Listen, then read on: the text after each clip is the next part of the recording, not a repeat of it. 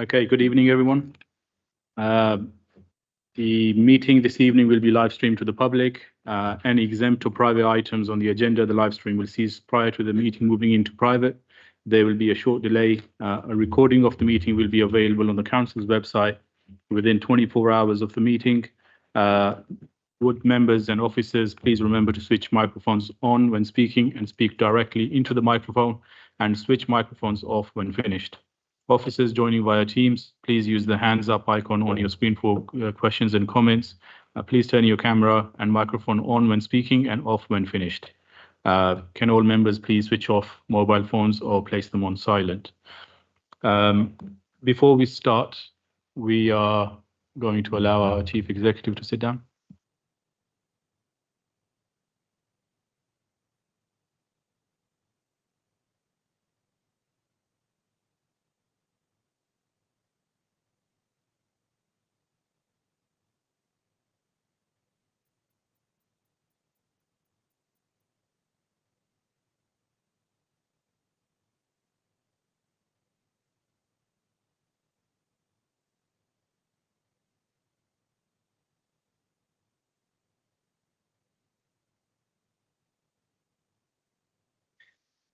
Okay, before we start the first agenda item for this meeting, as you are all aware, today was the funeral of Councillor David Wynn, who was also the chair of this OSB committee. So we're going to hold a minute's silence. If everyone can stand up, please.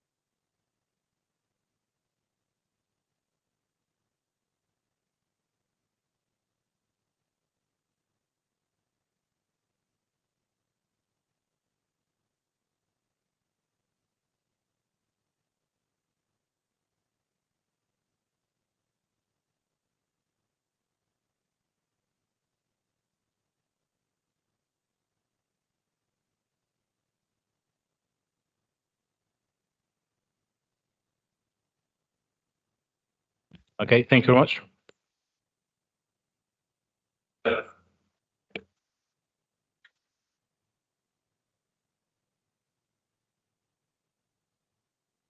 Do we have any apologies for this evening? Yes, Chair, we've received apologies from Councillor Aslam Khan, Councillor Chowdhury, who's been subbed by Councillor Rahana Malik, Councillor Alia Khan, who's been subbed by Councillor David Taylor, and Councillor Stevens. Okay, thank you. And the minutes of the meeting on the 16th of June are before you. Does everyone agree with the minutes, or are there any questions or comments? Okay, I think everyone's happy with them.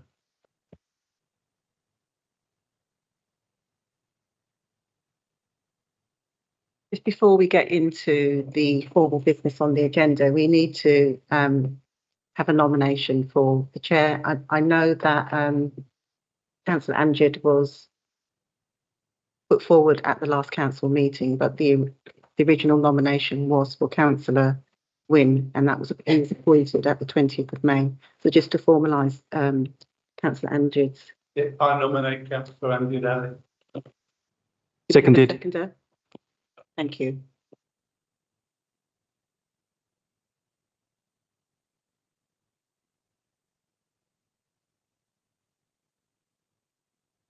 Okay, thank you very much. We now move over to anyone that has disclosure of any interests for any agenda item. Councillor Hanif. Yeah, member of Luton Rising Board.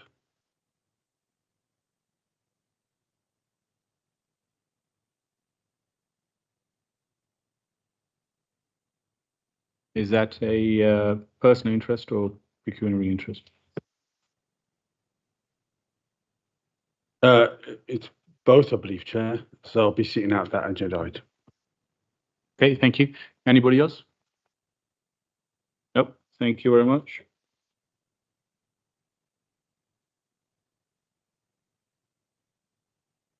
Yeah, Councillor Earl. Sorry, I didn't catch the hand there. That's okay. I'm a board director on the Luton Rising. Okay, that's Okay. fine, thank you.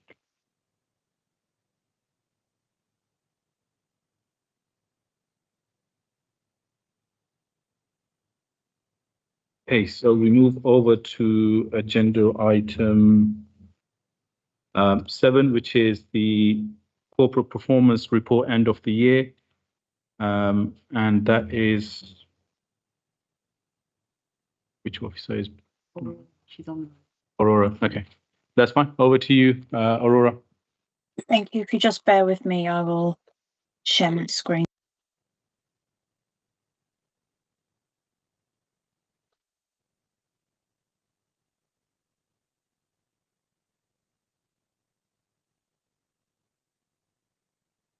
Okay, so performance for the end of the year has been quite positive all around. 41 measures are showing as green, 2 are amber and 21 are red. Beginning with the reds, the percentage of influenceable council spend through procurement of local suppliers stands at 42.3%, which is lower than the target, which is 60%. In comparison to Q3, there is an increase of 1.2% in grow local spend from 41% in Q3 to 42.3% in Q4. The grow local spend in 24-25 has had a notable increase of 3.7% in comparison to the previous year, from 39.4% to 43.7%. Though not a significant increase, it is a positive sign towards Luton Council's target of 60% spend on local suppliers.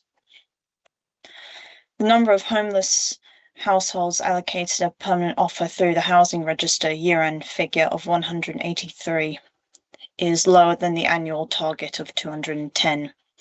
The number of social housing units becoming available for reletting has seen a year-on-year decrease, amounting to an overall reduction of 15% from 2020-21 to 24-25. The shortage of units becoming vacant and available for reletting can be offset to a greater or larger degree by the completion of new build schemes.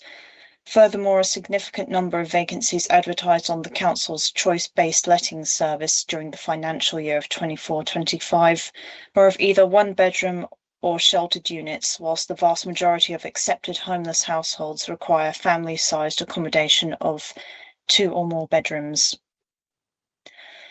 Employment in Luton, number of jobs, labour force survey, including self-employed, has not met the 1% increase target. Through the service's new economic growth strategy and the development sites coming forward, including Power Court, Prologus, the airport and Junction, should see this number increase. All these jobs should pay above the real living wage. The number of affordable new homes completed and acquisitions are both below their respective targets. Number and percentage of homelessness acceptances is higher than the target of 17%, which indicates poor performance. The number of main housing acceptance has decreased from the previous quarter due to a higher number of prevention duties owed and an increase in successful prevention relief. And while the figures are not on target, they do represent a positive change from the previous quarter, where the figure was 47%. The percentage of education, health and care plans issued within 20 weeks, excluding exceptions, is 9.4%, which is below the target of 90%. Due to the long-term sickness absence, 5 officers are holding caseloads of 562. In addition to the limited capacity, timeliness also remains an area of significant concern. In response to these challenges, work has begun to better report on delays using EHM within the BI team. The SEND assessment team will continue to closely monitor all statutory advice through the multi-agency audit process to ensure ongoing improvements. Recruitment is also underway to fill the vacant posts and the additional posts that will be created in the summer.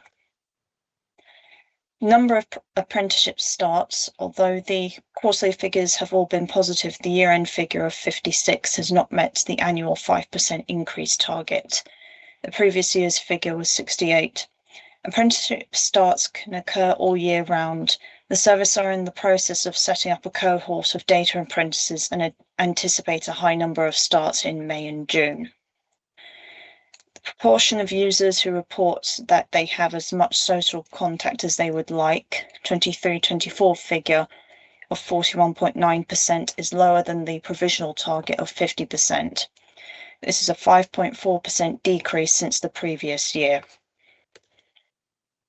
Proportion of carers who reported that they have as much social contact as they would like, 23-24 figure of 20.8%, is lower than the provisional target of 31.5%.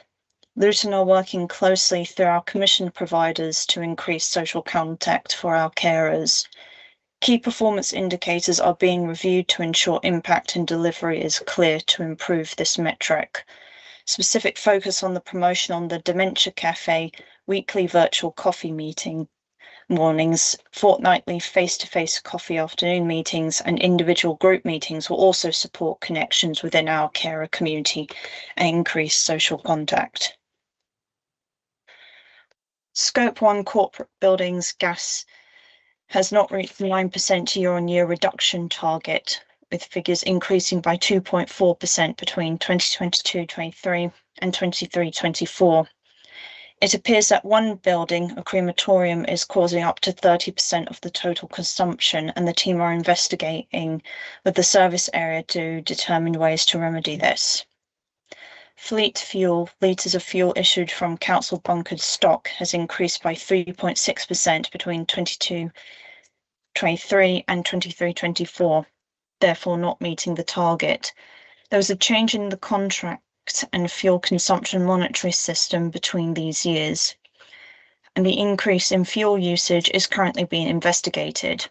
A reviewed figure will be provided as soon as the investigation is completed. Smoking prevalence in adults. The 22-23 figure is 16.6%, which is above the 15% target. However, it is a significant improvement over the previous year's figure. Locally, the Luton Tobacco Control Strategy and Action Plan for 2023 to 2027, with the work of the Tobacco Free Luton Partnership, now has a clear direction that meets quarterly and intervenes to prevent the uptake of smoking. This work includes, for example, working on reducing the impact of illicit tobacco with environmental health colleagues. Due to illicit tobacco being cheaper, this is an important element to reduce prevalence. Working with schools on early intervention and prevention messages. And Total Wellbeing Luton have attended various community events to encourage people not to start smoking. The unemployment rate remains at 6.6%, which has not met the target, and the unemployment claimant count year-end figures are 7.6%, which is also not on target. A series of programmes are underway to remedy this, including community job fairs across the town, working with key employers across Luton, a new economic growth strategy and an update to the skills strategy, which will be published later in 2025, which will see further work with education providers and employers to have the right pathways and pipeline opportunities available. Morton House opens in early 2025 and will enable the service to deliver more passport to employment programmes. The DWP have just announced a new programme called Connect to Work, which will be launched later in 2025. Antisocial behaviour cases relative to the size of the landlord Q4 figure was on target. Unfortunately, as predicted, the year-end figure of 66.1 has stretched above the annual target. Although the figure for 24-25 has exceeded the target, in general, performance for the year has been positive. Town centre footfall for Q1 is below target. The contract with the current footfall supplier has ended, hence no other figures for the year are available. Services are currently looking for a new data supplier. Number of newly approved foster carers year-end figure of 6 falls short of the annual target of 20. Recruitment activity has seen 112 contacts so far, exceeding 91 contacts total for 23-24. The conversion from contacts to inquiry cumulative year to date is 66.9%. The conversion rate from inquiries to home visits cumulative is 41.3%. Please note that the figures in the previous quarters have been revised to provide a more accurate picture, displaying only the general and mainstream fostering approvals, which is where the need and focus is. Before we move on to the Greens, I would like to point out a good news story from planning performance thresholds.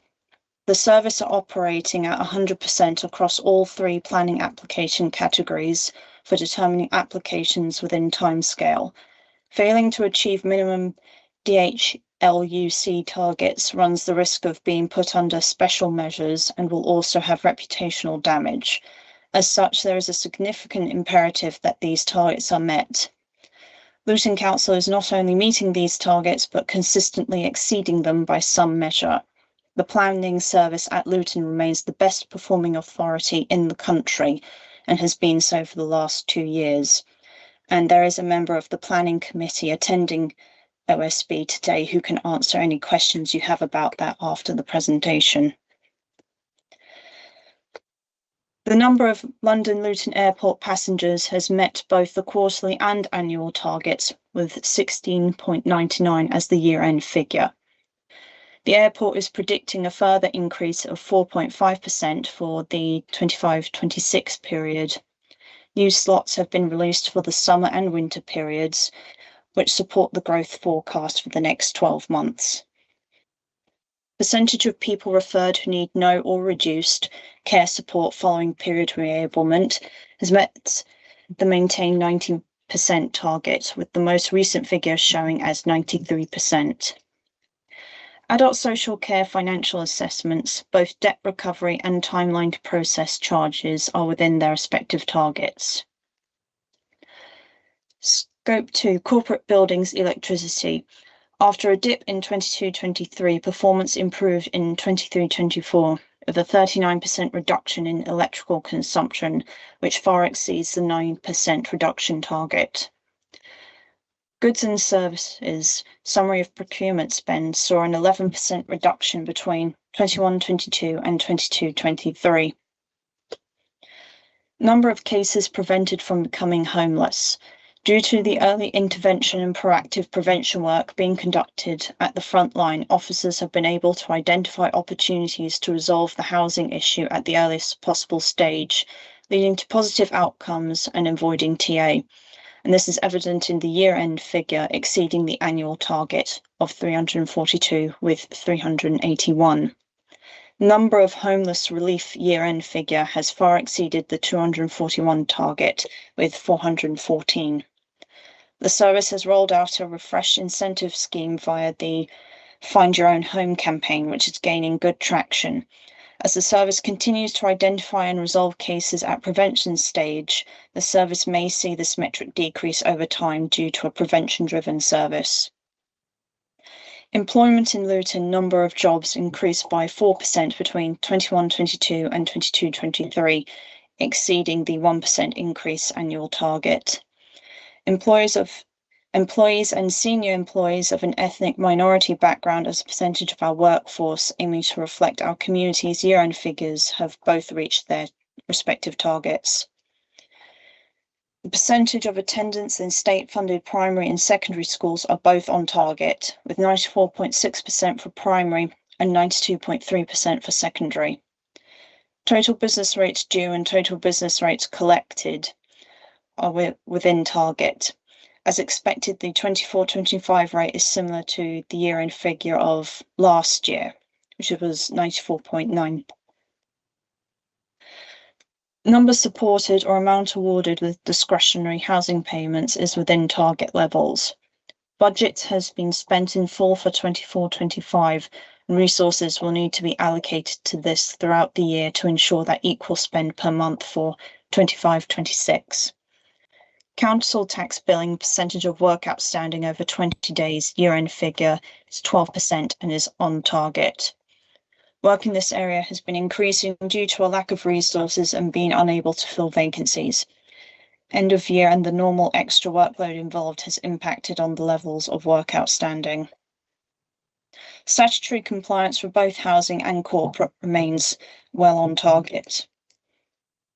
Amount of council tax collected, 95.2% is on target, and timeliness of council tax reduction, new claims and changes are both within target levels. The percentage of children attending good and outstanding primary, secondary and special schools are all on target, as is the percentage of children looked after attending good and outstanding schools.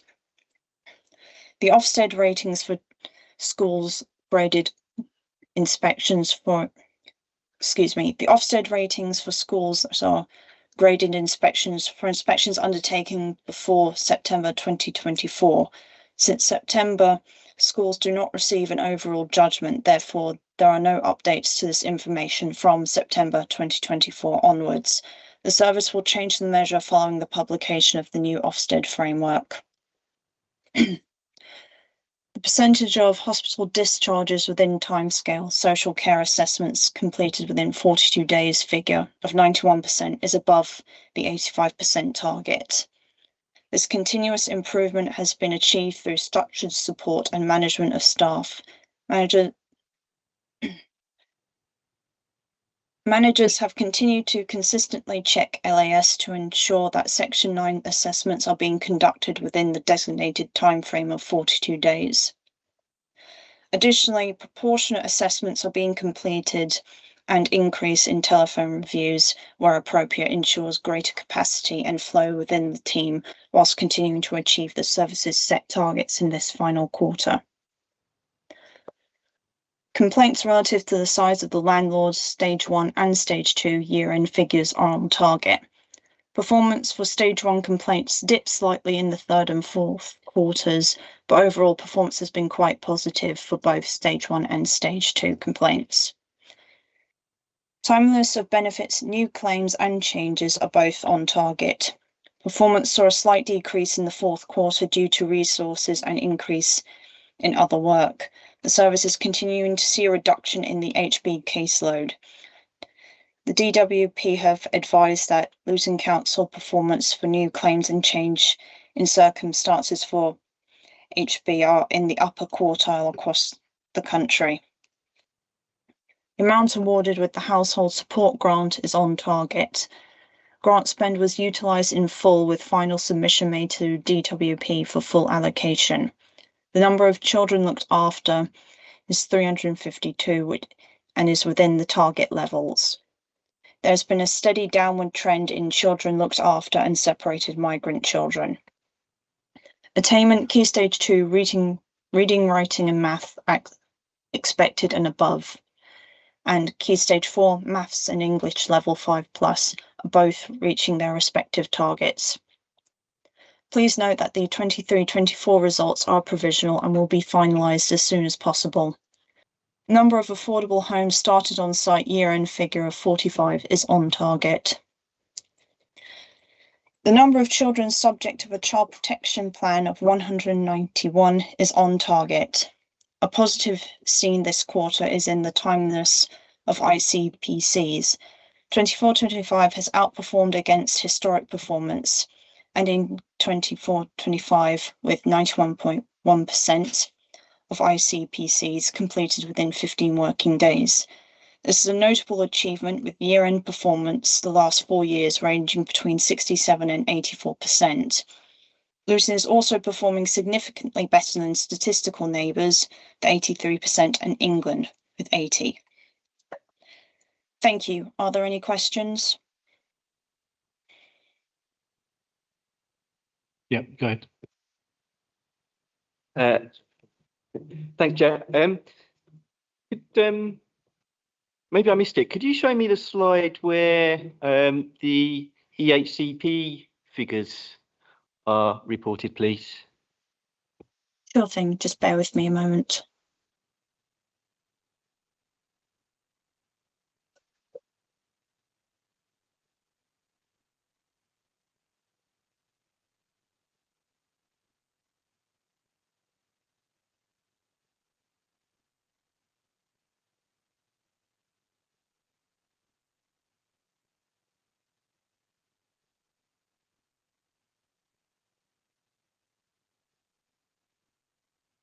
Thank you. So these 9.4% figures, obviously significantly below the statutory target of 90%, which is I guess, a legal compliance risk. I heard in Children's Services Review Group as to the reasons for this, and it is, possibly linked to issues that are a national problem. But could you perhaps explain what immediate recovery plan is in place to avoid any potential DFE intervention and tribunal losses, and perhaps also how is SEND sufficiency being matched to projected growth, cohort growth, please? Not sure if anyone in the children's service is attending the meeting who can answer this, so I might have to take that question away and get back to you. Yeah, that'd be great. Thank you. Okay, sorry, Councillor Bridgen had his hand up well before everybody else. So can anybody else want to ask questions? Can you just raise your hands? I'll write your names down.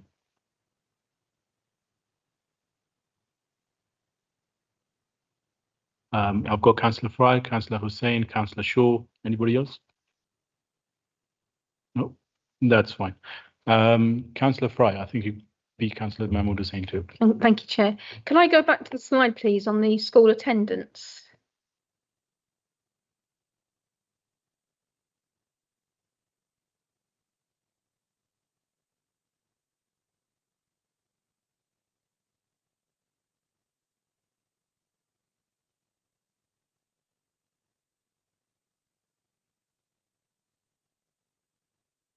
I'm just wondering what the standard is for Luton Borough Council for the absence or the actual absence rate. With the government gold standard is 95%, and you're saying it's within tolerance. I'm just wondering what yours is, because 92.3% for secondary school seems quite low to me if it's 95% by the government.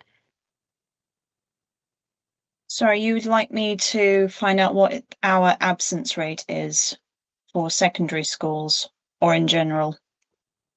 Well, yes, but what I'm saying is 95% is what the government says is an acceptable rate for attendance, and we've got 92.3%. I'm just wondering why we're saying that's acceptable and what we're going to do to try and get that attendance up closer to 95%. I will take that away and get back to you with the answer as soon as possible. Okay, thank you. Councillor Hussain. I ask you, can you go back to the planning applications? And you said they are on target. Can you go back and check, on that, and also the pre-app and the in terms of the fast track?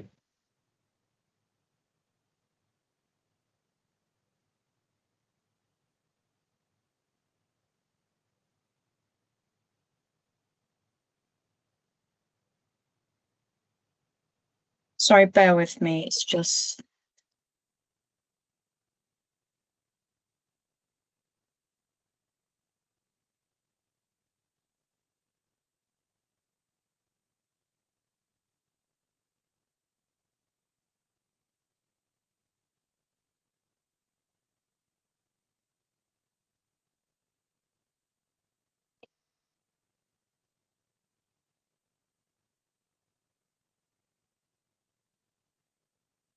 Is this the slide you're referring to? Is that the correct figure?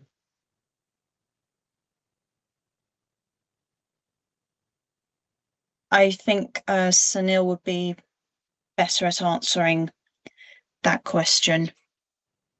I would, because experience from public that contact us, we are nowhere near. 4 months it takes for the yes, application to be validated. Sorry, can I come in here? These are official figures, Councillor Hussain, that we have to return to the ministry, and we can be penalised if we're incorrect with any of these figures. So whilst I know that members of the public may have occasion to be critical with our members around the planning service, it's usually disgruntled members of the public that have had permission refused that are the ones that usually say they're dissatisfied. But in terms of our performance, these are the official figures that we return to the ministry, and the Luton Planning Service is the best in the country, and it has been the best for 2 continuous years. I'm going by what a member of the residents of my constituent tell me. That's Yeah, what yeah. I'm doing. Yeah, you I'm contacted very- me recently about one of these constituents and said they were unhappy. They were unhappy because we refused permission. We don't run a service where we try and grant permission to keep members of the public happy. We grant permission based on our adopted policies that we carefully assess in terms of whether they are meritable in granting permission, and also the decision we make stands up on appeal. And the planning service is doing very well, as you can see from the slide. I'm not talking about individual ones, I'm talking about general ones. The number of people 3 to 4 months before their applications were validated. That's what they're done. Not talking about individual. So can we leave that out? Yeah, I think if we weren't operating as a successful service, these figures wouldn't be what they were.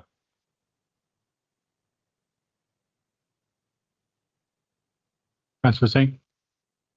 Any other? Okay, thank you very much. I'm telling you what constituents are telling me. Okay, thank you. Councillor Shaw? Yeah, the needs figures on page 53. It's rather worrying that the numbers have gone up again, but also the ethnic breakdown of those figures, which we've been asking for a long time, reflects what's been happening elsewhere in the country. Can someone please tell us, number one, why is the rise? Number two, at least 12 months ago, officers of this council were asked to go away and talk to the various colleges around the town about taking English and maths out of the curriculum for construction work. And how are we going to target the biggest cohort in those needs figures? I will take that back to the service and get back to you.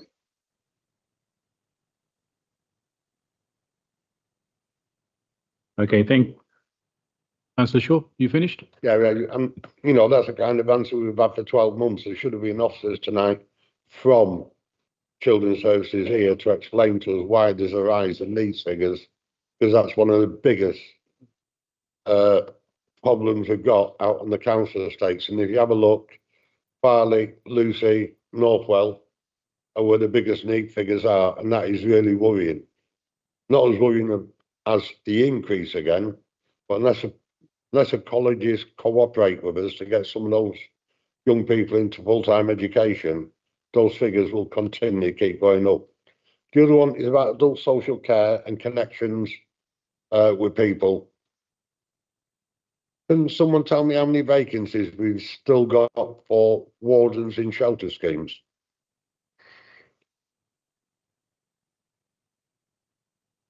Sorry, could you please repeat that last question? Can someone tell me how many vacancies we've still got for wardens in shelter blocks?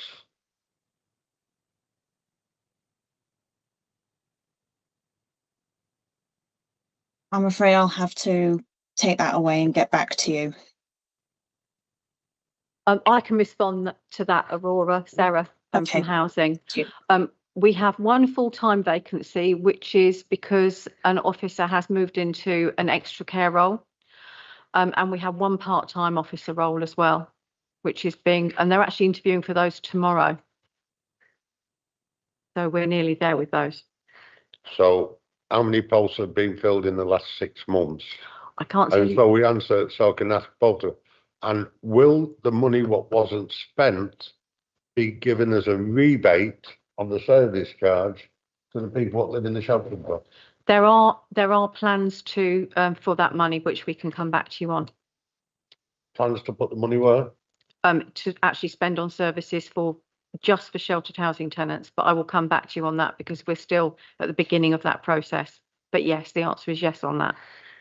No problem at all. But Okay. the needs, can we arrange that to come on as a full report back to this committee to find out why the increases are and what's happening?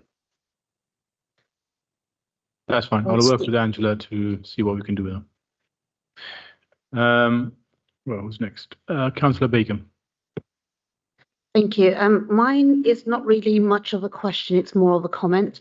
Something that we raised, or I raised previously with Mark Fowler, in terms of where we're looking at attendance. So it kind of comes into your question, Councillor Fry. Year 10s go on work experience at the end of the year. And my personal experiences are a number of children probably don't always go on work experience because they either can't find a work experience placement or parents are working and perhaps don't always take them into school. I've heard families where the child has just stayed at home. So that's a child missing in education who's absent from school, if you like, and is showing up as not attending school. And that might be one of the reasons why the attendance figures are perhaps affected. But I think it is something that we need to look into. If we are going to place it on families that it's mandatory for children to go out to work experience, we need to do more to make sure that they are placed somewhere quite close to home. Yes, go ahead, Thank Councillor. you. Councillor Begum, we've got quite a lot of secondary schools now that have actually done away with the work experience. So can we find out how many schools are actually doing work experience in Luton? It'd be good to find out how many are, because I know certainly my son's school is doing it. He's fortunate that he did manage to secure 2 work placements when at first we were struggling. But I have heard from parents who haven't been able to successfully secure work experience placement, and those children haven't been in school, have stayed at home. So in my expertise, the way I see is these are the children that we see who are missing in education, who aren't in education, are at home, are absent, and we really don't know what is going on with those children. So there's a lot of missed learning, and therefore that attendance is affected. Chair, if I may, maybe we could get something for that attendance side, because I know a lot of schools in Luton aren't doing that now because of the problems it was causing in Luton during those weeks. And also, obviously, if it is an issue, then we need to do something about it, perhaps. Thank you.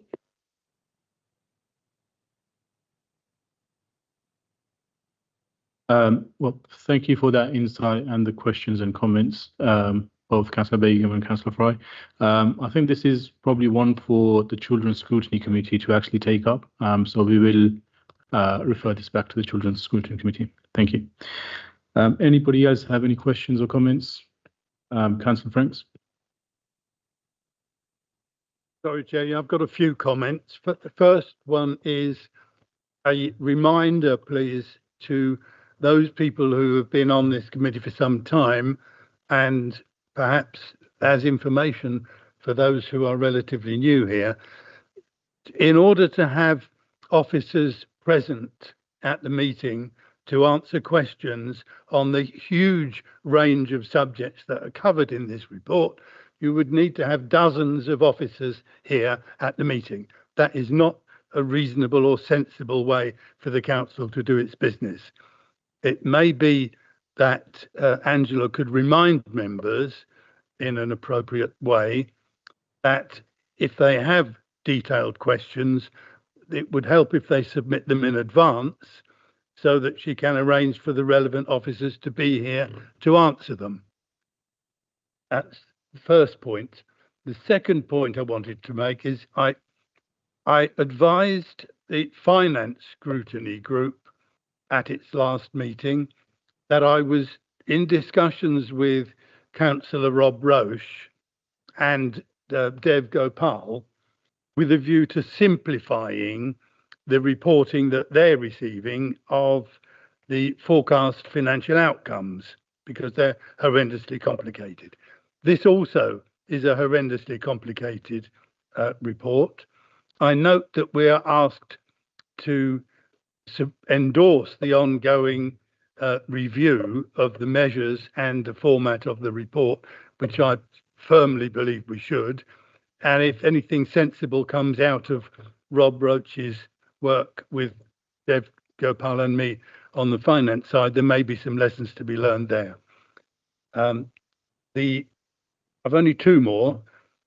The next one is, I do think it would have simplified the proceedings somewhat if the slides in the presentation had been included in the documents emailed or on the website for members to go through before the meeting. I think that would have been quite helpful. And the final thing I want to say is, I really think it would be appropriate for us to thank the planning team for their performance and their achievements. Okay, thank you, Councillor Franks, and thank you for the clarification. I will bear that in mind next time in terms of questions beforehand, and then the attendance of relevant council officers. Anybody else wants to have any other comments before we move on to the recommendations? Nope. Okay.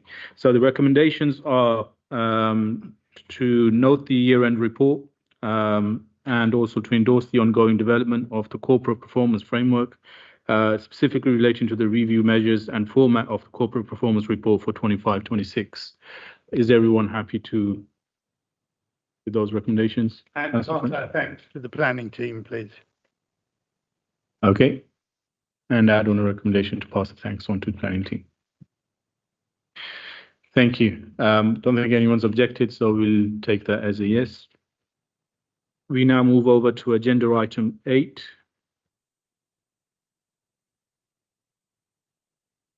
Which is the economic growth, no, sorry, it's not.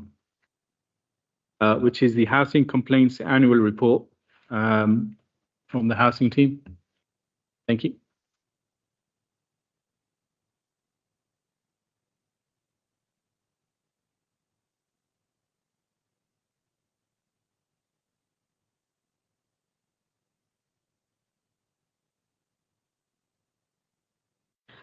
Thank you for the opportunity to present this report to you. I'll just pick out a few key facts from it because I know that you will have seen it in advance.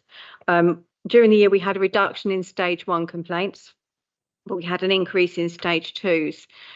We believe that part of that is because of the fact that we've been doing a significant amount of promotion of housing complaints, and also the Housing Ombudsman, who's recently introduced a complaints handling code, has also been doing a lot of advertising of the complaints process. So they're encouraging people to move to a stage 2. We've also had an increase in service requests as well. Now, a service request will come in at the point where we haven't seen that request before. So that's before it goes to the stage of a complaint.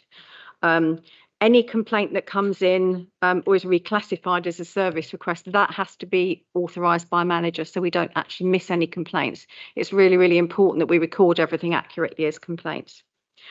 We saw an increase in the number of complaints being answered on time and a decrease in the number of complaints being answered late, which was really good. We're still lower at the end of the year, but what I can tell you is so far this financial year, we have actually increased our performance even better. We have been spending a lot of time and extra focus on the complaints report. We have a complaints handling group which represents all of housing. It meets fortnightly and we closely review what complaints are coming in. The 3 main themes for the year, for last year were delay in providing a service, failure to provide a service, and lack of contact or not returning contact. Those are standard categories on the caseworker system, which is where we record our complaints. There were some issues during the year with staffing issues, which does relate to some of that feedback. It should be noted that the figures don't account for member inquiries that come in direct to us outside of the caseworker system. And we do continue to receive a number of those. But we did have a few less member inquiries that came in through the caseworker system during the year. And we do need to work better on the responses to those on time, but they are part of the complaints handling group as well. So we do keep an eye on those now very closely. We had 126 freedom of information requests, which is a slight reduction on the previous year.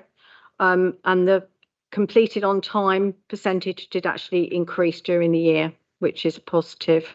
We also received 60 compliments, which ranged from things about events that sheltered housing have run all the way through to compliments about staff behaviour. So that's positive as well.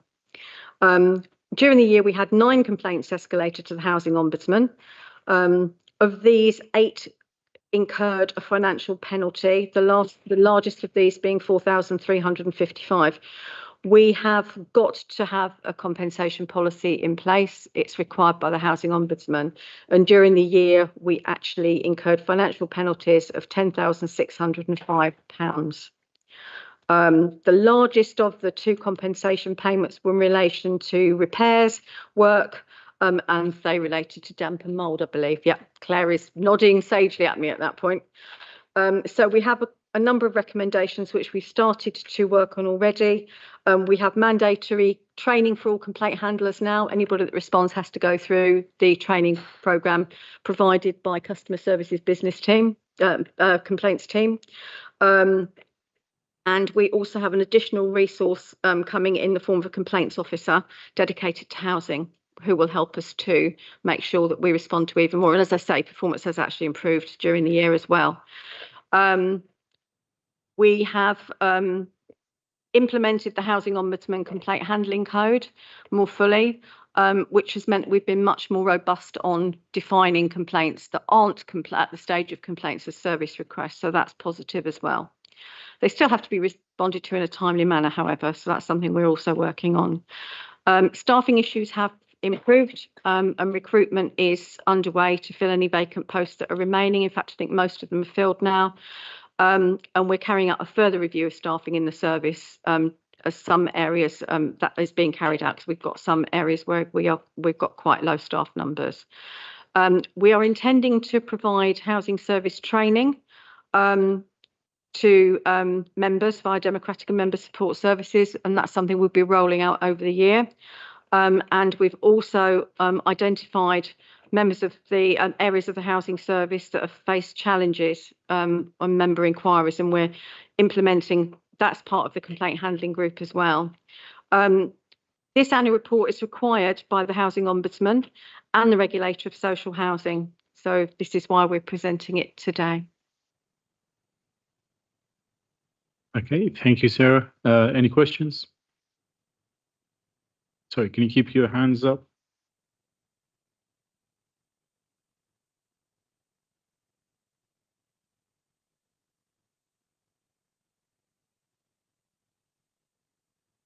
Okay, we'll start with Councillor Franks. Yeah, just 2 questions, thank you, Chair. I know paragraph 8 says there was a small reduction in the freedom of information request, and yet paragraph 9 says that the overall number of freedom of information requests increased. Well, they can't both be right. I might as well give you the second question while we're at it. Paragraph 13 refers to the recommendations. It'd be interesting to know who made those recommendations, please.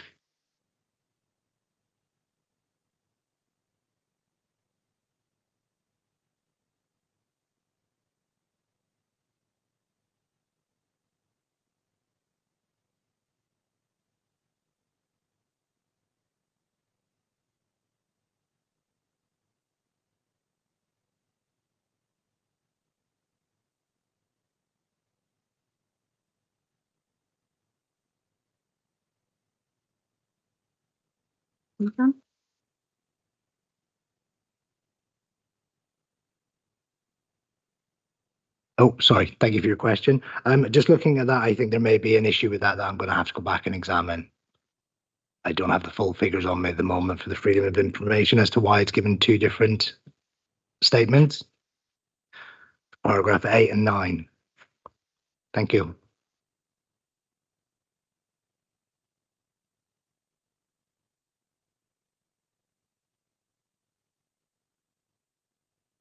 Apologies, just bear with us once.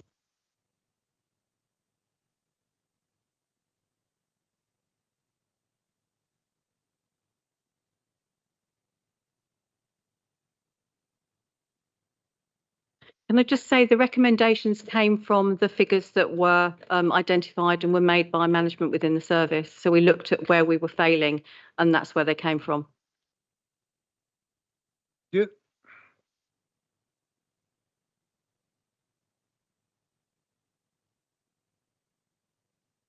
Sarah, is your response complete, or do you need a bit more time?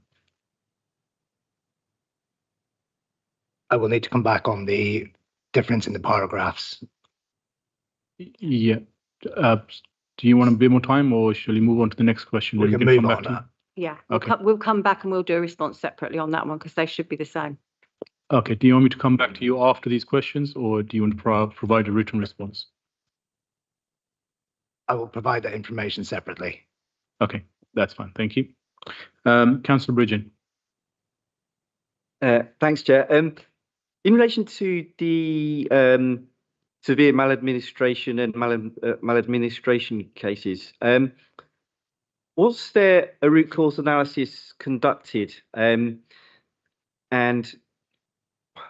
if there was, how was it conducted? Did you use, like, I think that's the 5 whys root cause analysis, but there were other methods as well. I'd just like to understand how that was done and whether you mentioned that as a consequence, there's been more training given to staff, but was training actually identified by that root cause analysis, or was there something else systemic that was identified that needs to be resolved? In terms of maladministration cases, we review every single one individually because every single one is slightly different. I think there was only one serious one last year, wasn't there, which was a BTS one. Yeah. So what would happen would be, as part of that, the Ombudsman come back and do quite a detailed response on what is required, where they found that we failed. And then we create a report around that. We create an action plan around that and work out what we need to address on those complaints. And then that is allocated out to the correct officers in the service to deal with. And the Ombudsman will actually also oversee them and make sure that we deliver on what we've said that we're going to do. I'm sorry, I can't remember the second part of your question. Yeah, so the second part of the question was, obviously you mentioned that individuals were given training on recognising these requests, but was there something more systemic that had caused these cases, or was it just a lack of training, sort of human error? A lack of training, to be honest with you. There wasn't actually a training course at the time for dealing with complaints, and we recognised the fact, both in housing and also from the corporate complaints side, that there needed to be that training in place. It was identified as from the Ombudsman as well on that serious case that we had last year. So we put that training in, and housing actually piloted that training. So it was our officers and our managers who went on that first, and that's now being rolled out across the council. So I think it was recognised we needed to do it. And there were pockets of really good practice, but we just needed to make sure that everything was at the right level. If I can just come in as well, I think we've introduced the complaint handling training across all of the council's complaint handlers. We've now got about 61% of the council trained, and we potentially will look to make a recommendation that training is conducted annually amongst all staff to keep that level of training high. And also our caseworker system, we're looking at developing the recording functionality in terms of our lessons learned on complaints, so that we're recording those outcomes in terms of our actions of training, whatever other development is required, and the intervals at which that will need refreshing also. If I can just add on that as well, the Housing Ombudsman and the Regulator of Social Housing require us to show where we have learned lessons, when we've listened to the outcome of complaints, and we've actually responded to that, and we've changed the way that we do things. So we do actually do that.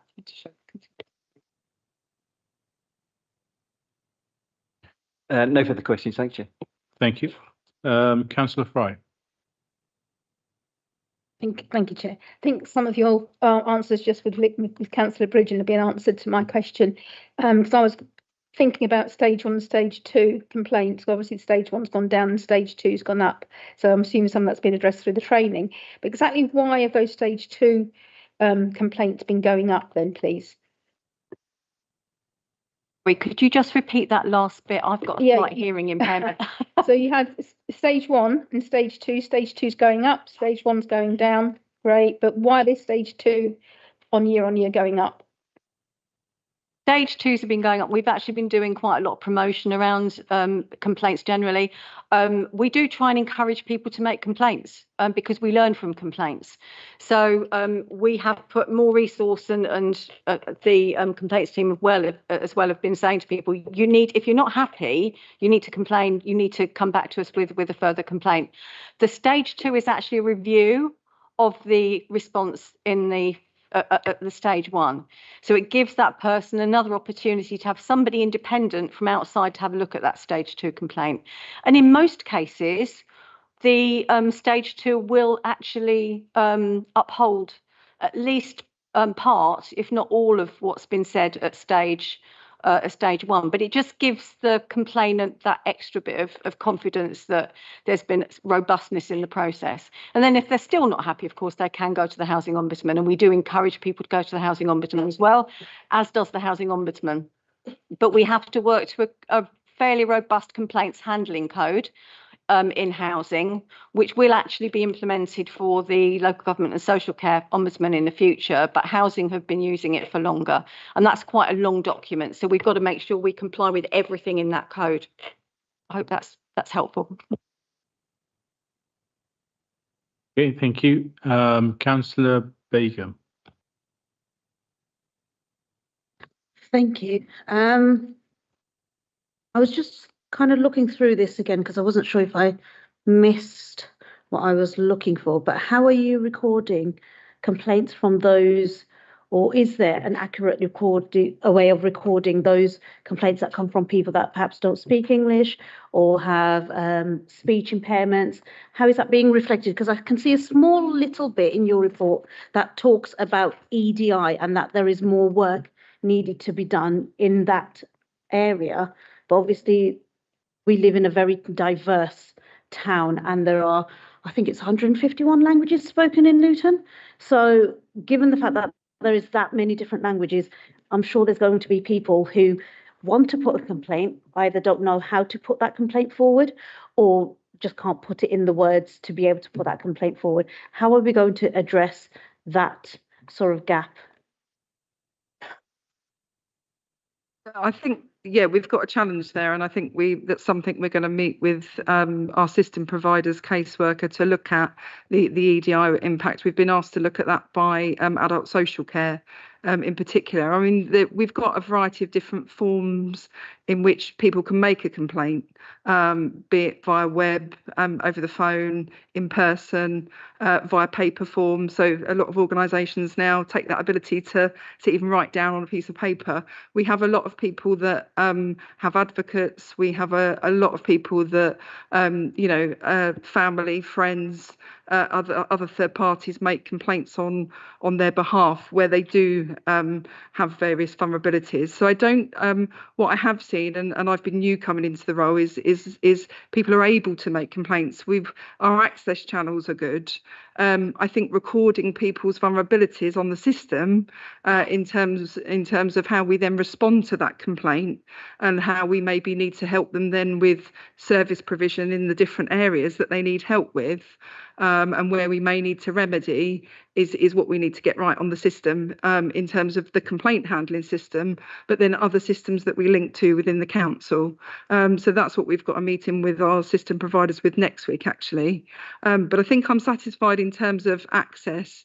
But certainly what I would encourage you to do is feedback to us if you think there's other things within the community that we can do to make ourselves more heard in terms of, say, encouraging complaints, but encouraging people to feedback where they've got a problem and they need it fixed, basically, in terms of, you know, promoting that informal resolution and in terms of getting service requests logged. So, yeah, thank you.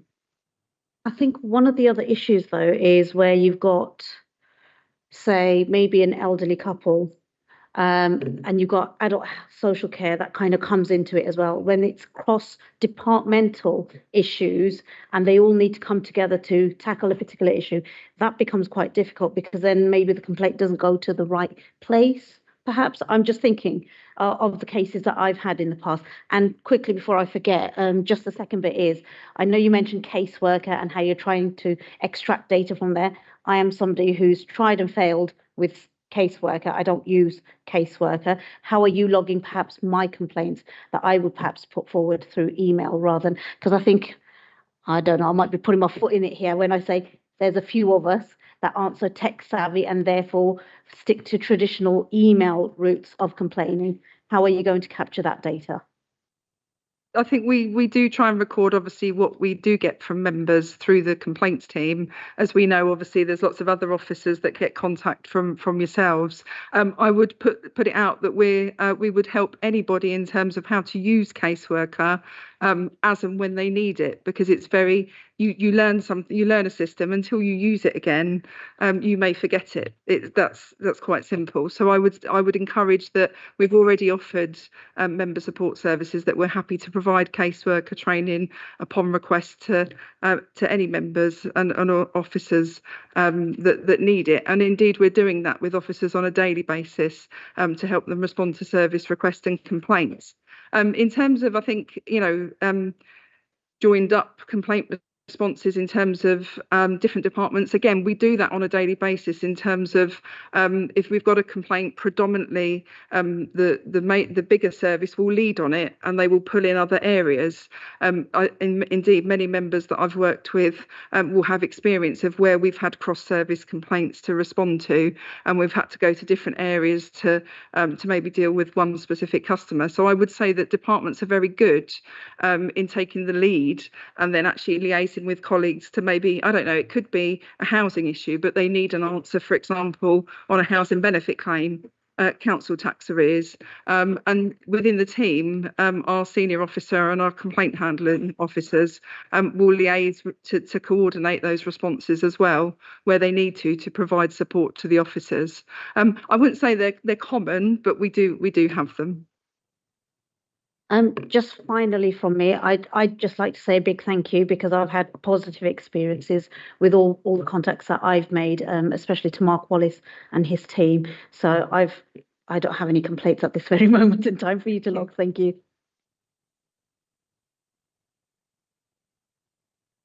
Thank you. Councillor Roche. Yeah, thank you. I just listened to what Councillor Begum was saying there, and I think if the members want to make a complaint, please use the complaint process and not an email, because that then it goes through the proper complaints if you think it's a complaint. If it becomes an email, then they have to decide whether that's a complaint or a service request. So if you do want to make a complaint, please just use the proper process of a complaint process. It's there on the website, it's easy to deal with. Thank you. Okay, thank you. Any other questions? We move over to comments. Councillor Hussain. Yeah, it's nice to there's compliment for the BTS, but is the response peak time sometime at the BTS when the members ask for it, particularly the vulnerable people? Is there a timeline that, you know, where they have an emergency? If it's something is the heating or something in that need to be done, particularly if the weather is, you know, very cold. That's the bit that's not in this report. Could we please have that sort of include within the response, particularly those are in the front of The timelines, there are very, very strict timelines within the complaints handling code that you have to apply to. So yeah, we certainly do that. And sorry if that was an omission. Any other comments? Okay, thank you. We now move over to the vast array of recommendations. So rather than me reading it out, you've got recommendations on page 68 and 69. Anyone objecting to that or want to amend? Nope, looks like we're all happy with that. So we will move over to the next agenda item.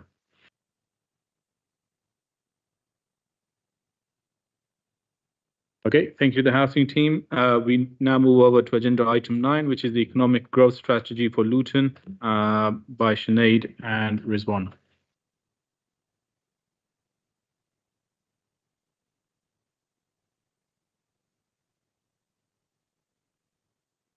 Good evening. I wasn't intending to go through the whole report. There's about 200 pages, so I was just going to do a quick summary and then move to questions. Is that okay? Yes, thank you. So over the last 11 months, we've been working across the system, drafting a new economic growth strategy for Luton. We've met twice with members through this process, and a huge thank you to those that were able to join us and have helpfully fed into the process and into the consultation. One slide I wanted to share with members, which I think is really important around the work we've been doing around co-production and co-designing and making sure that this work is completely evidence-led, is just to show you the breadth and depth of our engagement. Sorry, I'm just going to get it up on the screen for everyone. Hopefully it should be in your packs, but it's really just to demonstrate how many people we've engaged with. So a number of businesses, a number of our own internal colleagues, a number of young people focused sessions, which is really important in this. So we've gone out to the Youth Council, the Sixth Form College, Barnfield College. As I say, we had 2 dedicated member sessions. We've done a number of one-to-one interviews with our key businesses across the town. And in terms of the resident engagement process, we held a number of drop-in sessions across from everything from Inspire through to Luton Point. We've done some adverts on Diverse, so we reached hundreds through that. We had 2,000 public consultation leaflets, which we handed out and spoke to a number of residents. We had our promotional video, which was reached through our social media channels. There was lots of direct mail out to our voluntary and community sector. We wrote a number of newspaper and newsletter articles. And then we've done quite a lot of direct mail as well to staff and students in our schools and our colleges. We've done a number of direct mails through our Luton Adult Learning team and through our 14 to 19 team. Again, we've done a number of sessions directly with businesses. Businesses have played a direct role in this. The work through the South Midlands Growth Hub, the work with Bedfordshire Chamber Business. Really I thought it was important to demonstrate to members the breadth and depth that we've done in terms of making sure this is felt across the system, the role of co-production and co-design on something that's a really key piece of work for the town over the next 7 years. So we're just going to stop sharing that. The main work that we're focusing on right now is the action plan. So I'm hoping that members have had a chance to look at the action plan. It's very in-depth. We've got a number of measures set out about how we're going to measure delivery over the next 7 years. We've been doing lots of work with businesses who play a key role in delivering that. So a huge thank you to Luton Rising, who have worked in depth with us on shaping this action plan and a key role in driving that forward. We've had some good discussions with Goodman, who are the new owners of the Vauxhall site. We're just about to go into another meeting with the Luton and Dunstable Hospital and Barnfield College around the role they play in terms of the Construction Skills College. And of course, we will be bringing back an in-depth skills report to this group in October. So skills is a fundamental piece in terms of driving our economic growth strategy. So we're just in the process, as I say, of finalising the action plan and making sure that it's got key deliverables in it and that we're able to report back to OSB and executive on progress over the next 12 months. And then as we journey through the 7 years. So hopefully that's given you a quick whistle-stop tour, and happy to answer any questions. Thank you. If you can just keep your hands up, please. I've got Councillor Fry, Councillor Shaw. Anybody else? Councillor Marshall. Have I missed anyone? Okay, we'll start with Councillor Fry. Thank you, Chair. I'm just looking at page 94 of the report in our packs, which is looking at the productive increase of 500 million on the GBA for the Luton economy. I'm just wondering, has that taken into consideration the 300 million GBA loss for Vauxhall? Yes, so all those figures take into account the loss and then the work that we're doing with Goodman to bring that back, and of course the other developments and other bits of work we're doing across the system around bringing businesses into Luton. So that's all been worked out, projected. We're able to report back on an annual basis on the progress we're making towards that 500 million. Thank you. So just to get my head straight on this, it would have been 800 million had we not lost that 300 million. Could you say that again? Sorry. Well, you could say you've got a 500 million increase. We've lost 300 million on Vauxhall. So 500 plus 300 loss, would that have been an 800 million growth if you hadn't lost Vauxhall? That all the figures have taken into account the loss of the former Vauxhall car plant. So one of the reasons why the strategy is taking us a little bit longer is we paused it when the Vauxhall plant was announced so we could rework all the figures. So yes, it does take that into account. So is it yes or no? It would have been 800 million or not?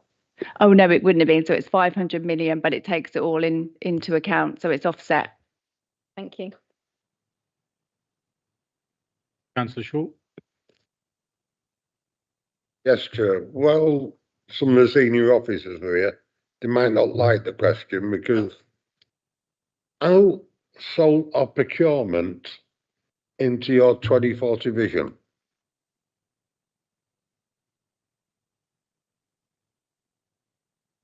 If I could give an example, Penrose, which isn't a Luton organisation, just won a contract from us advising the town.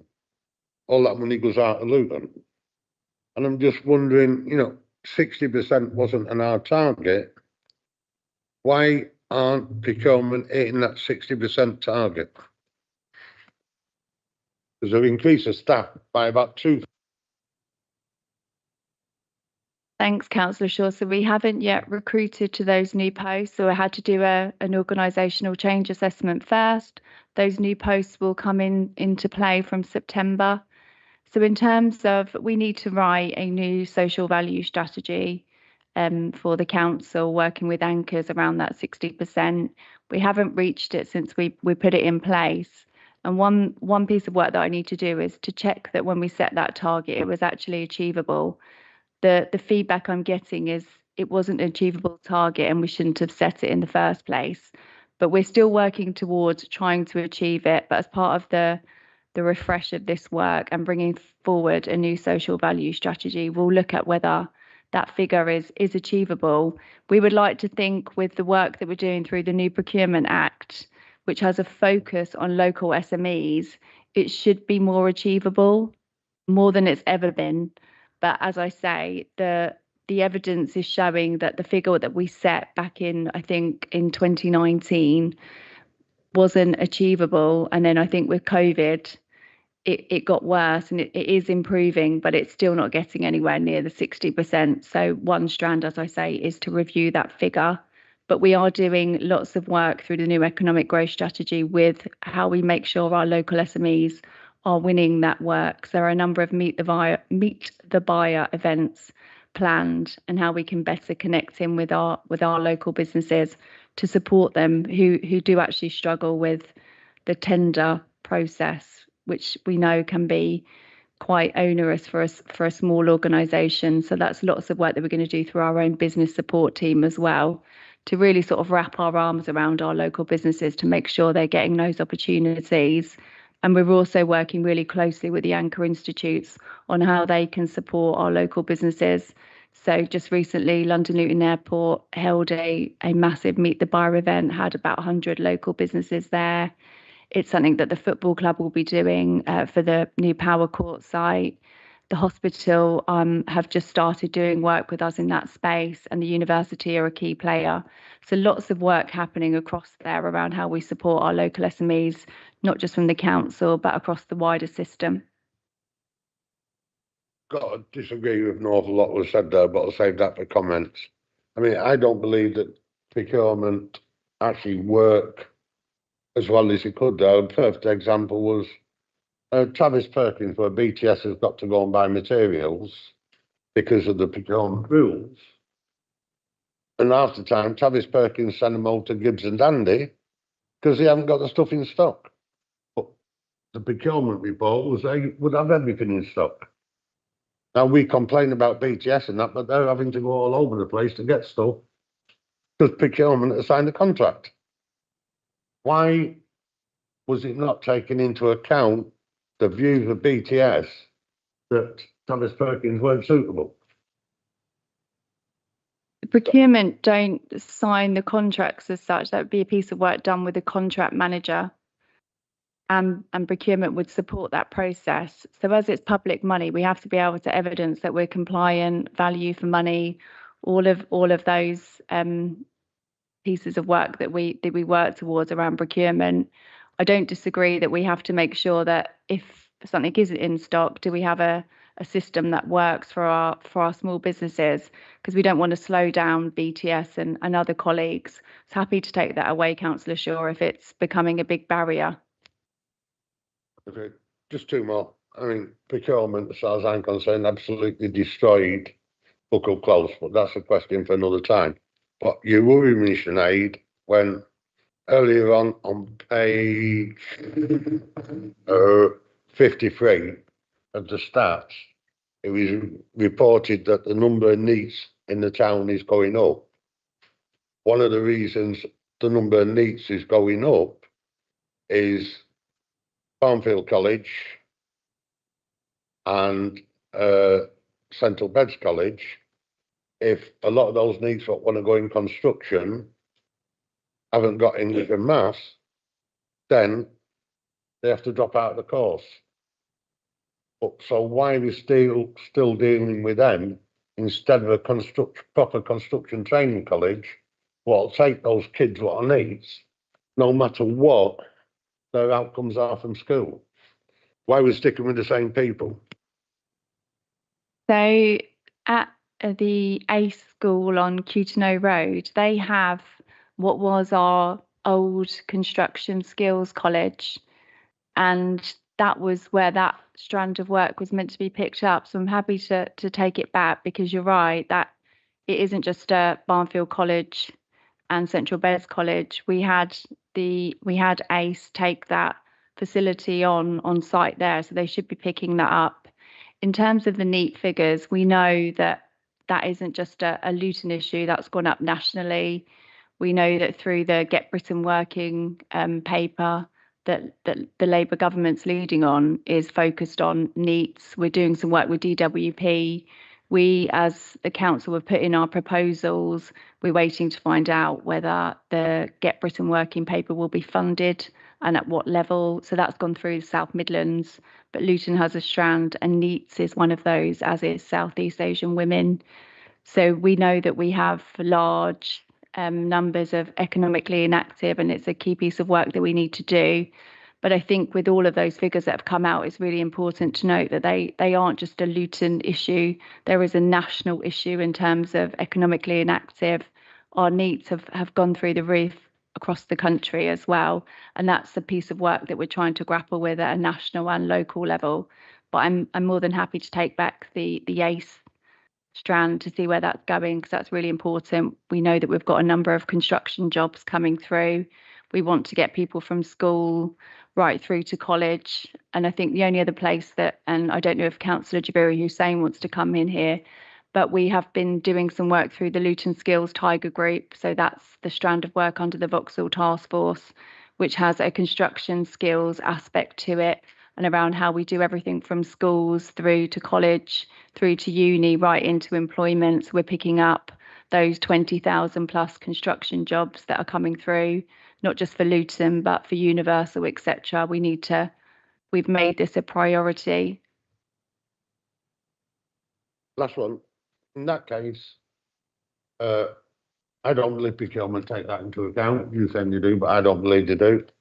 I think the council fails on its procurement massively on construction apprentices.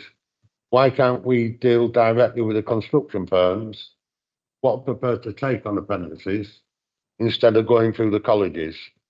Because it seems that we're stuck with the old ways of doing stuff and we're not prepared to change. Procurement certainly isn't prepared to change.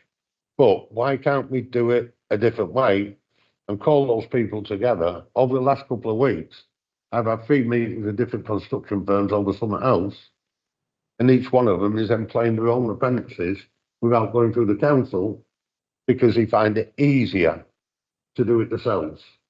But why can't we deal with them instead of the colleges? So we can take on the apprentices ourselves. We can take them on through adult learning and through our direct apprenticeship manager that we have. So happy to take that back. In terms of the work that we're doing around the apprenticeship brokerage model, which we set up, was for that very reason, so we could take on apprentices. We know that one of the challenges is that when you take on a construction apprentice, once the company's left or finished that piece of work, we need to make sure that we've got a pipeline. So actually, say you started on the stage development, but you were still in your apprenticeship, we need to have another development they can move to. So if they sit under the council apprentice brokerage model, we can keep their employment and move them to different sites. So that's always been a piece of work that we've aspired to and started on. So more than happy, Councillor Shaw, if you want to connect me to those people, we can make sure that we're joining that up, because there's something going amiss there, but it is set up to work in that very way. I believe not the council, the airport fails miserably construction apprentices because for some reason they carry on with the same firms all the time. And the only apprentices what go on there are the apprentices what are coming on with the subcontractors. Otherwise, there'll be hardly any up there. And it's like we're living in this nice little world where everything's okay, but nothing really happens. The needs we started asking about 18 months ago because we were so worried about the figure. And we still haven't seen the report back over the needs on how we're going to actually deal with that problem that's getting larger in the town all the time. And I'm just wondering, is anybody going to take responsibility for producing that reports on needs and it coming back to this committee or someone else, so we can actually see what the plan is to deal with them? Thank you, Councillor Shaw. Councillor Javeria, do you want to come in? Thank you, Chair, for the opportunity. Just to reassure Councillor Shaw, I completely understand your concerns and where you're coming from.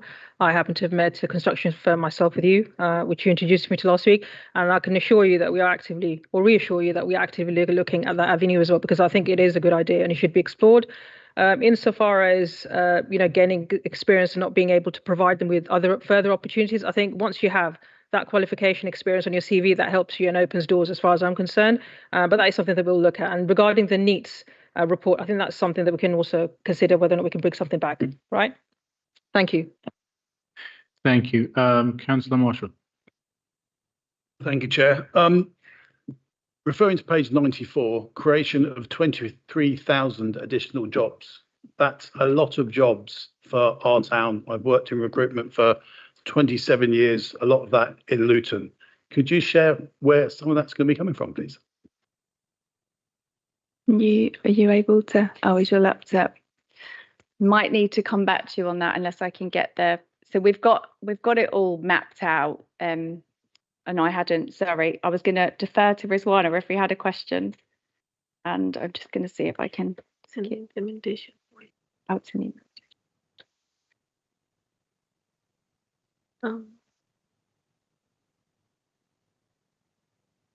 Sorry.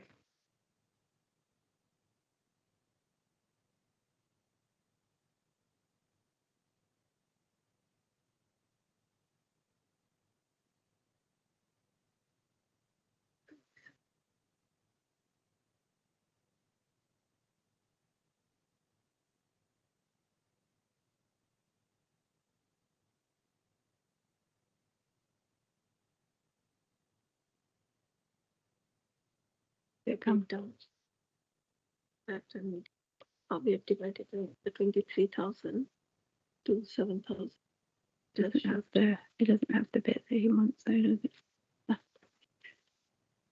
So we're going to have to come back to you in a bit more detail, Councillor Marshall, because I can't open one of the files in here, which I'm really sorry is not the right answer for you. But in terms of how we've broken it down is in short, medium and long term in terms of job growth. So up to 2027, that will be 7,500 jobs. The medium term is 10,500, and then the final piece is 5,000. And without the other detail, which is where those jobs are coming forward. So the Goodman site is 1,700. I know that. This will take into account partial airport growth. So breaking that down, which will probably be a chunk of that 10,000 as well. We've then got the Prologis development coming forward as well. So Prologis Park, I think that's another 1,000. We know that the football club is predicting 1,000 jobs permanently on their site. We've got the stage development, the Rembridge development as well up at Junction is predicting around 1,400 jobs throughout that site as well. So that's what makes up those figures. But I am coming to present to the Liberal Democrat group on job creation on the 13th of August, and I will answer it in a lot more detail, and I'll be able to get that file ready for you. Okay, thank you. Any more questions? Any comments? Councillor Franks, any other comments? Thank you. Yeah, thank you, Chair. Mine is a comment. Basically, there's an issue that's of some concern to the Liberal Democrat members, and we've been talking about it for a while. There's a severe limit on the number of sites that are available around the town for employment development. And we have a concern that rather more than should be is actually being used for developments which actually end up producing very few jobs. I'm making this comment largely, I guess, because I want Sinead to understand that this is an area that I would like to explore more deeply when we have our meeting later in the week. That's all I think I need to say for the moment. Okay, thank you. Last topics for any other comments? Okay, so we move on to accepting the recommendation, which is to consider the economic growth strategy in light of the public consultation response report attached and give their views on draft action plan. Take it everyone's happy. They've provided the views that they wanted to. Okay, thank you. We now move over. Thank you, Sinead and Rizwana. We now move over to agenda item 10, which is the work plan.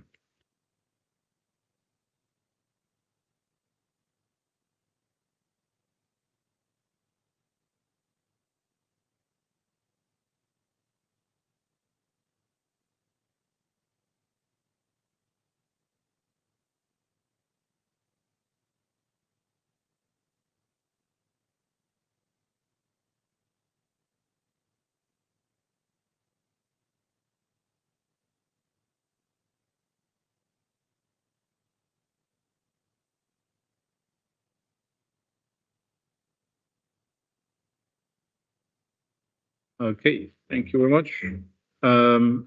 Does anyone have any amendments to the work plan? Councillor Franks. Yeah, I note, Chair, that the council is reviewing the taxi and private hire policy, which review is going, amongst other places, to Labour Policy Group, which is a logical place for it to go. I don't have a problem with that at all. It just seems to me that for maximum benefit all round, if it could come to Overview and Scrutiny Board, preferably after it's been to the Labour Policy Group, I think that would be more beneficial. That's my suggestion.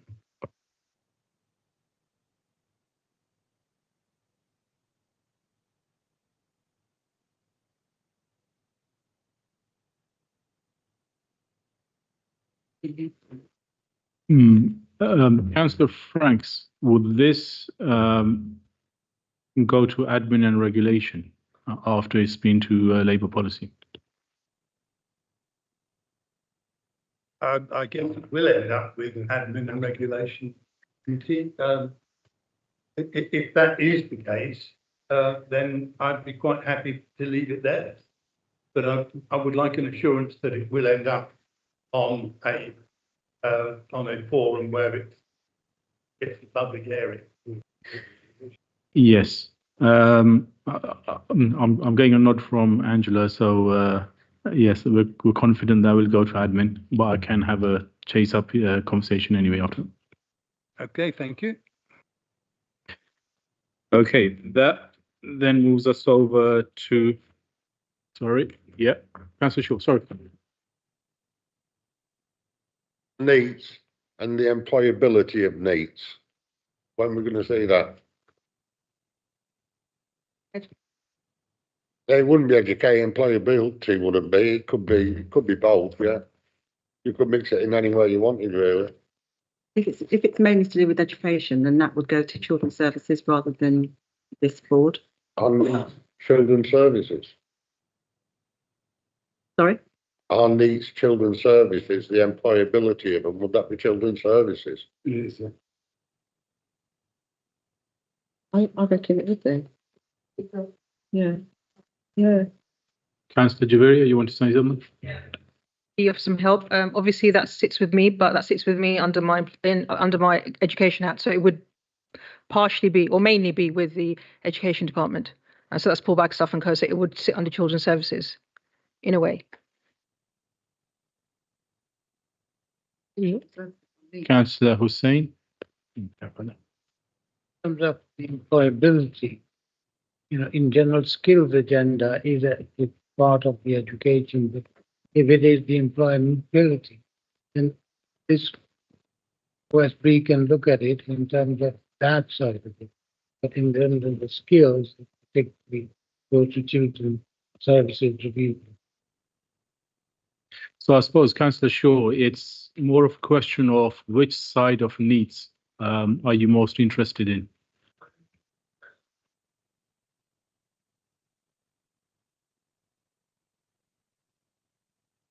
Employment. That's what I want to explore more than anything else, to find out what we can do as a council to help them get into employment. And at the moment, we've been waiting for the report for 12, 18 months and it's still not come forward. So I think it's time for Overview and Scrutiny Board to drive that report so we get it back. Okay, so I think you're more interested in the employability, which would then land it back here in Overview and Scrutiny. So is that okay if we adjust that in? Okay, that's fine, thank you.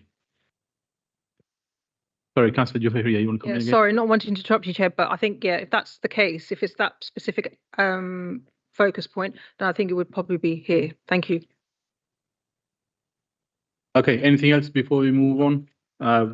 We're quite happy with the rest of the work plan. Okay, thank you. We then move over to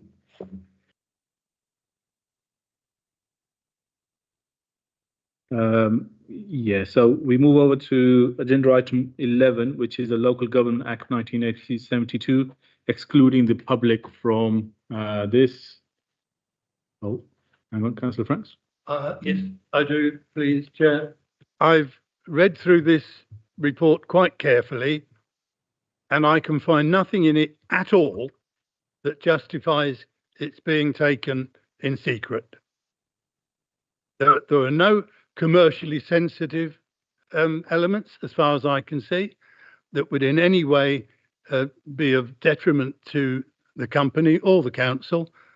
And if you are intending to actually try to get this report taken in private, then I would ask you to take a vote on it so that I can vote against that. Okay, bear with me. I wasn't expecting that. Councillor Bridgen and then Councillor Hussain. Thanks, Chair. Further to the point raised by Councillor Franks, I completely agree, and my understanding is that the starting point of any review, any document like this should be publication, and exemptions only apply where there is a public interest test that is lost. So my question would be, why is this needed to be done in private, and you know, what was the outcome of this public interest test that indicates that it should be done in private? Thank you, valid point, but let me come up to Councillor Hussain. Yeah, I would say in terms of the interest of the airport and Luton Rising, I think this matter should be taken into private until it is open for vote. I'll ask Labour members to support it.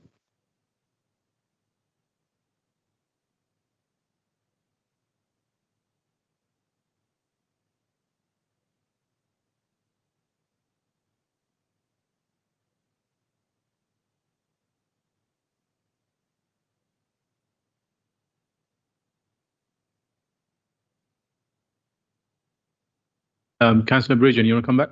Yeah, thank you. Another point that I omitted to say is that I understand that under the 2040 Fair Democratic Town Pledge, the commitment of Luton Borough Council was open and transparent decision making, and so again that points towards hearing this in public. So yeah, that's another point I meant to make and missed. Right. Sorry, did Councillor Taylor. Oh, sorry, Councillor Taylor. Yeah. Yeah, Chair. It's just can I please understand why it's in private before a decision is made? Yes, I'm just about to come on to that. Mark?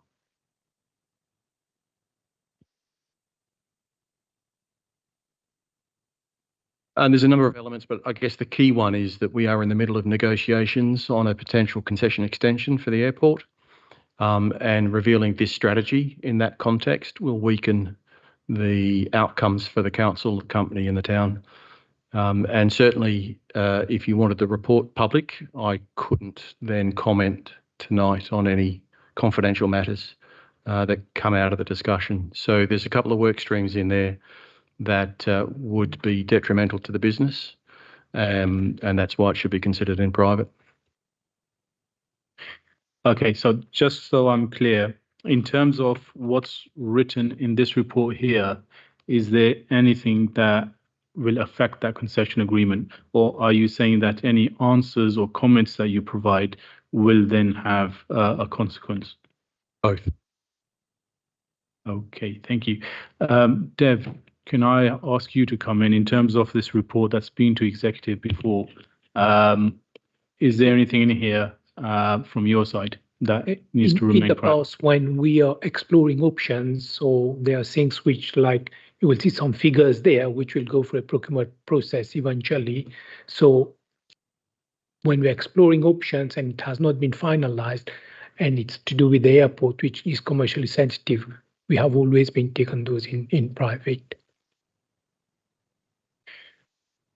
Okay, so Councillor Franks, do you want to leave a lasting comment before we go on to, I believe it's a vote that we do on this agenda item, or do we just carry on as private? What do we normally do? Agenda item 11 is where we want to exclude the public. Do we have a member vote? Yes, please. Okay. I accept that there are certainly a couple of the questions that I would like to ask. I will not be able to ask if it's dealt with in public, but I will ask them privately later. Yeah, can I move the resolution that we go into private?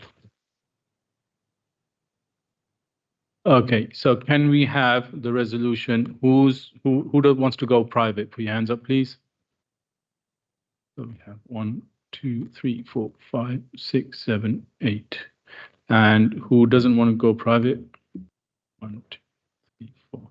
Okay, that's fine. We're moving into private.